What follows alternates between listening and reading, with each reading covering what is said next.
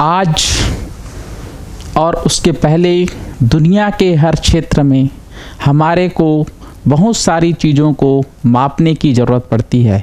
मापन बहुत ही महत्वपूर्ण है। यह हर क्षेत्र में किया जाता है।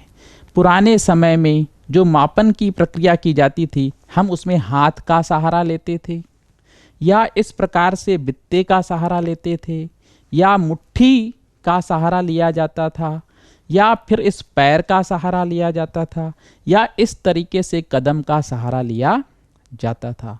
परंतु आए दिन चूंकि किसी का हाथ बड़ा, किसी का हाथ छोटा, किसी का बित्ता बड़ा, किसी का बित्ता छोटा हो जाता है, किसी की मुट्ठी बड़ी, किसी की मुट्ठी छोटी, जिसके कारण आए दिन इस मापन की प्रक्रिया में वाद विवाद होते थे। अतः ये सारे जो मापन के तरीके थे ये अमानक थे।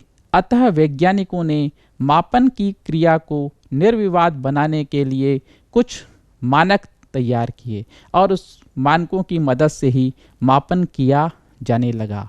तो जब भी हम अब मानकपन करेंगे तो हम दो चीज़ों को ध्यान में रखेंगे। हम एक मानक चुनेंगे, वह मानक ही उसका मात्रक कहलाएगा, और वह मानक जितने बार शामिल होता है वह उसका संख्यात्मक मान कहलाता है। जैसे उदाहरण के तौर पर एक अमानक तरीके हाथ से हम इस बोर्ड की लंबाई नापना चाहते हैं, तो इस बोर्ड में यदि ये हाथ 2 बार आएगा तो हम कहेंगे कि इस बोर्ड की लंबाई 2 हाथ हुई, जिसमें 2 इसका संख्यात्मक मान हुआ और मात्रक हाथ हो गया। परंतु चूंकि अमानक थे, अतः वैज्ञानिकों ने मापन के लिए कुछ मानक तय किए और उसकी पद्धतियां बनी, जिन्हें हम मात्रकों की पद्धतियां कहते हैं।